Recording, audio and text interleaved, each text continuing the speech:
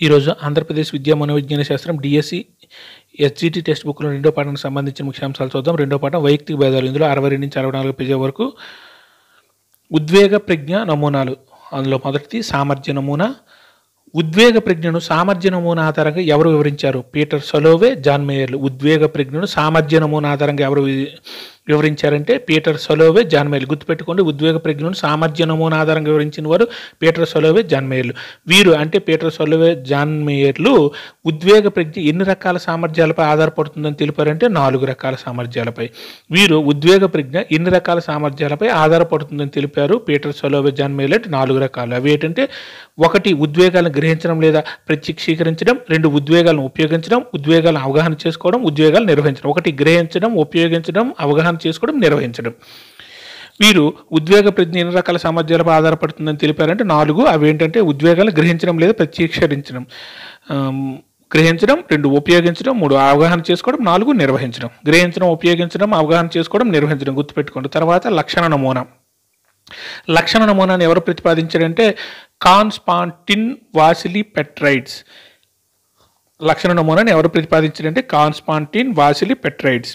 లక్షణ నమూనా దేనికి చెందినదంటే వ్యక్తి మూర్తిమత్వానికి. ఉద్వేగ ప్రజ్ఞ యొక్క లక్షణ నమూనా దేనికి చెందినదంటే వ్యక్తి మూర్తిమత్వానికి చెందినది. ఏ నమూనా ప్రకారం ఉద్వేగ ప్రజ్ఞ మూర్తిమత్వం అంతర్గత లక్షణాల సమూహం అనేక ఉద్వేగాంశాల స్వీయ ప్రత్యక్షీకరణకు సంబంధించినది అంటే లక్షణ నమూనా. ఏ నమూనా ప్రకారం ఉద్వేగ ప్రజ్ఞ మూర్తిమత్వం అంతర్గత లక్షణాల సమూహం అనేక ఉద్వేగాంశాల స్వీయ ప్రత్యక్షీకరణకు సంబంధించింది. స్వీయ ప్రత్యక్షీకరణకు సంబంధించినది ఏంటంటే అది లక్షణ నమూనా. ఏ నమూనా? ఈ నమూనా ప్రకారం ఉద్వేగ ప్రజ్ఞ అనేది ఆయన వివరిస్తున్నాడు. తర్వాత మిశ్రమ నమూనా. మిశ్రమ నమూనాను ఎవరు ప్రతిపాదించారంటే డానియల్ గోల్మన్. మిశ్రమ నమూనాను ఎవరు ప్రతిపాదించారంటే డానియల్ గోల్మన్. గుర్తుపెట్టుకుని మిశ్రమ నమూనా ఎవరు ప్రతిపాదించారంటే డానియల్ గోల్మన్. వీరి ప్రకారం అంటే డానియల్ గోల్మన్ ప్రకారం ఉద్వేగ ప్రజ్ఞతో ఎన్ని నైపుణ్యాలను ప్రతిబింబించే ఎన్ని విశేషకాలు ఉన్నాయంటే 25 నైపుణ్యాలు ప్రతిబింబించే ఎన్ని విశేషకాలు ఉన్నాయంటే 5 విశేషకాలు ఉన్నాయి. వీరి ప్రకారం అంటే డానియల్ గోల్మన్ ప్రకారం ఉద్వేగ ప్రజ్ఞతో ఎన్ని నైపుణ్యాలు అంటే 25 నైపుణ్యాలను ప్రతిబింబించే ఎన్ని విశేషకాలు ఉన్నాయంటే 5 విశేషకాలు, 25 నైపుణ్యాలు ఉన్నాయి. ఆ విశేషకాలు ఏంటంటే మనం 5 అని చెప్పుకున్నాం కదా. ఆ విశేషకాలు స్వీయ అవగాహన, స్వీయ నియంత్రణ, సాంఘిక నైపుణ్యాలు, సహానుభూతి, స్వీయ ప్రేరణ. ముందు స్వీయలో 3 ఉన్నాయి: స్వీయ అవగాహన, నియంత్రణ, ప్రేరణ, సాంఘిక నైపుణ్యాలు, సహానుభూతి. ఆ విశేషకాలు ఏంటంటే స్వీయ అవగాహన, స్వీయ నియంత్రణ, సాంఘిక నైపుణ్యాలు, సహానుభూతి, స్వీయ ప్రేరణ. మొదటిది స్వీయ అవగాహన. తన ఉద్వేగాలను, బలాలను, బలహీనతలను, ఉత్సుకతలను, విలువలను, లక్ష్యాలను తెలుసుకునే సామర్థ్యం, సరైన నిర్ణయాలు తీసుకోవడంలో ఇతరులపై వీటి ప్రభావాన్ని గుర్తించడం స్వీయ అవగాహన. తన ఉద్వేగాలను, బలాలను, బలహీనతలను, ఉత్సుకతలను, విలువలను, లక్ష్యాలను తెలుసుకునే సామర్థ్యం, సరైన నిర్ణయాలు తీసుకోవడం ఇతరులపై వీటి ప్రభావాన్ని గుర్తించడం. తెలుసుకునే సామర్థ్యం, మన ఉద్వేగాలను మనం తెలుసుకునే సామర్థ్యం, బలహీనత తెలుసుకునే సామర్థ్యం, మరి అలాగే సరైన నిర్ణయాలు తీసుకోవడంలో ఇతరులపై వీటి ప్రభావాన్ని గుర్తించడం. దీన్ని ఏమంటారంటే స్వీయ అవగాహన, మన అవగాహన.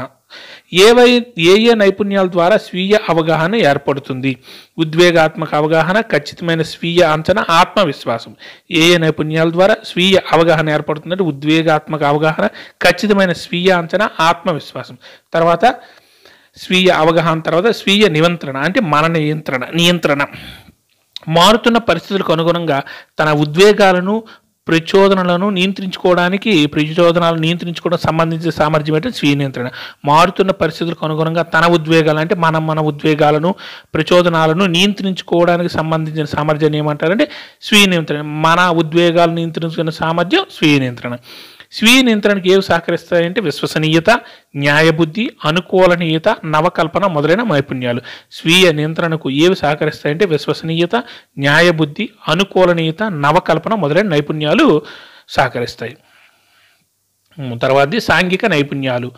వేటి వల్ల సాంఘిక నైపుణ్యాలు పెంపొందుతాయంటే సంతృప్తికరంగా ఇతరులతో సంబంధాలు నిర్వహించడం, ఇతరులను అర్థం చేసుకోవడం, ఇతరులను అభివృద్ధి చేయడం, సేవాభావం పెంపొందించుకోవడం, భిన్నత్వాన్ని నియంత్రించడం, రాజకీయ జ్ఞానం పొంది ఉండటం.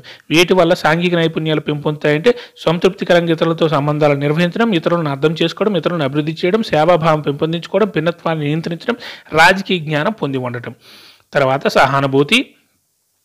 ఏవి సహానుభూతిని పెంపొందిస్తాయి? ప్రాబల్యం, సందేశం తెలియపరచడం, సంఘర్షణ నిర్వహణ, నాయకత్వం, మార్పు ఉత్ప్రేరకాలు, సంబంధాలు నిర్మించటం, సహకారం, జట్టు సంబంధ సామర్థ్యాలు. ఏవి సహానుభూతిని పెంపొందిస్తాయంటే ప్రాబల్యం, సందేశం తెలియపరచడం, సంఘర్షణ నిర్వహణ, నాయకత్వం, మార్పు ఉత్ప్రేరకాలు, సంబంధాలు నిర్మించడం, సహకారం, జట్టు సంబంధ సామర్థ్యాలు. తర్వాత స్వీయ ప్రేరణ. ఏవి స్వీయ ప్రేరణకు దోహదపడతాయి? సాధించాలనే కోరికతో ప్రేరణ పొందడం, ఆత్మవిశ్వాసం, నమ్మకంతో ముందుకు సాగడం, సాధన, ఉత్సుకత, నిబద్ధత, ప్రోత్సాహం, ఆశావాదం మొదలైన నైపుణ్యాలు. ఏవి స్వీయ ప్రేరణకు దోహదపడతాయి? సాధించాలనే కోరికతో ప్రేరణ పొందడం, ఆత్మవిశ్వాసం, నమ్మకంతో ముందుకు సాగడం, సాధన, ఉత్సుకత, నిబద్ధత, ప్రోత్సాహం, ఆశావాదం మొదలైన నైపుణ్యాలు స్వీయ ప్రేరణకు దోహదపడతాయి. తర్వాత ఉద్వేగ లబ్ధి. ఏది ఒక వ్యక్తి ఉద్వేగ ప్రజ్ఞను తెలుపుతుంది? ఉద్వేగాత్మక లబ్ధి. ఏది ఒక వ్యక్తి ఉద్వేగ ప్రజ్ఞను తెలుపుతుందంటే ఉద్వేగాత్మక లబ్ధి. ఏది తనను తాను తెలుసుకోవడం, ఎలాంటి ఒత్తిడికి గురి కాకుండా తన పనులను తాను చేసుకుని పోవడం సూచిస్తుందంటే ఉద్వేగాత్మక లబ్ధి. ఏది తనను తాను తెలుసుకోవడం, ఎలాంటి ఒత్తిడికి గురి కాకుండా తన పనులను తాను చేసుకుని పోవడం సూచిస్తుందంటే ఉద్వేగాత్మక లబ్ధి. ప్రజ్ఞామాపన ఉద్యమ పితామహుడు ఆల్ఫ్రెడ్ బినే. ప్రజ్ఞామాపన ఉద్యమ పితామహుడు ఆల్ఫ్రెడ్ బినే. గుర్తుపెట్టుకోండి, ప్రజ్ఞామాపన ఉద్యమ పితామహుడు ఆల్ఫ్రెడ్ బినే. మొట్టమొదటి ప్రజ్ఞామాపనే బినే సైమన్ ప్రజ్ఞామాపనే. ప్రజ్ఞామాపనలో మొదటిది ఏంటంటే బినే సైమన్ ప్రజ్ఞామాపని.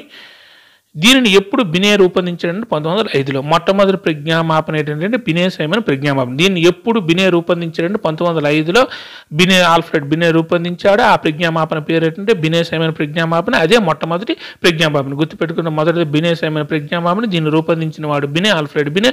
ఎప్పుడు రూపొందించాడంటే 1905లో రూపొందించాడు.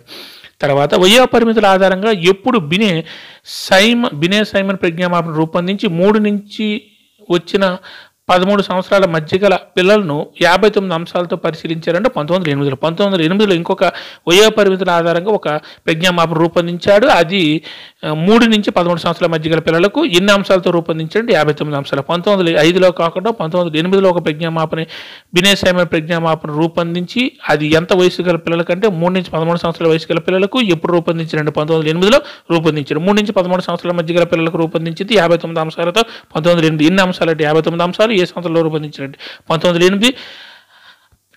ఏ వయసు గల పిల్లలకు రూపొందించాడంటే 3 నుంచి 13 సంవత్సరాల మధ్య వయసు గల పిల్లలకు. ఇవన్నీ గుర్తుపెట్టుకోండి. 1908 బినే సైమన్ ప్రజ్ఞామాపనలో ఏ భావన బినే ప్రతిపాదించిన మానసిక వయసు.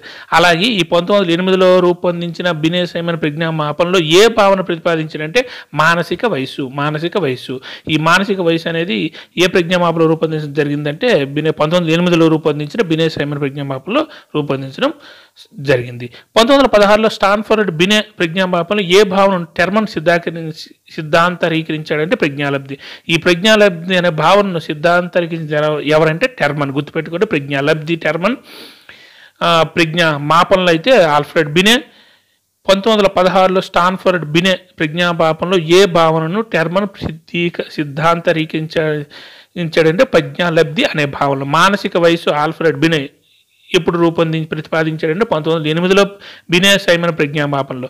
అలాగే బినే సైమన్ కాకుండా స్టాన్ఫర్డ్ బినే. అక్కడ బినే సైమన్, ఇక్కడ స్టాన్ఫర్డ్ బినే. 1916లో స్టాన్ఫర్డ్ బినే ప్రజ్ఞామాపనలో ఏ భావనను టెర్మన్ సిద్ధాంతకరించారు?